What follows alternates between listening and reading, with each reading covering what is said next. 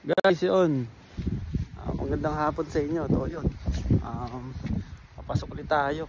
Kukulit ulit tayo kasi ang ano ngayon, ng klima naman ngayon ay negative 17, no? Pero kung papasin nyo, ang taas ng tirik ng araw. Tignan nyo. Pero ganun kalamig, guys.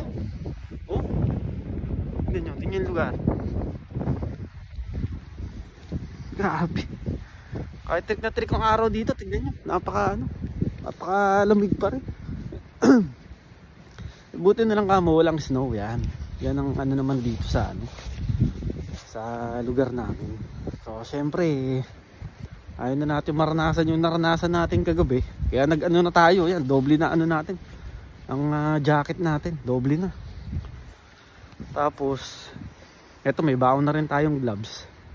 Do mamaya naman meron naman tayong sasabayan na kasama natin yun nga, yung kakwarto ko kasi may sakyan yun. So mamayang gabi mas kagrabe pa mamayang gabi, siguro mga nasa negative 20 plus na yan eh. So compare dun sa lamig kagabi na naranasan natin ay mas grabe sigurado ang lamig mamaya. Buti na lang kamo hindi tayo magbabas mamaya. Buti may masasabayan tayo.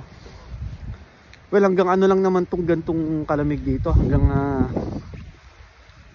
bukas o Sabado. After nun puro ano na puro negative 5, 4, 1 ganon. Nakita ko rin naman sa weather. So yun guys, grabe, ninigas pa rin yung kamay. Maya ito, may baka na akong gloves. So, no?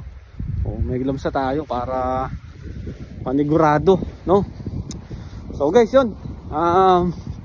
Ingat kayong lahat at maraming salamat sa panonood nyo, no? Lalo yung mga naandyan sa sobrang lamig dyan. Sa Edmonton, no? Yung mga tropa natin dyan. Kaibigan natin dyan. Sobrang lamig, no?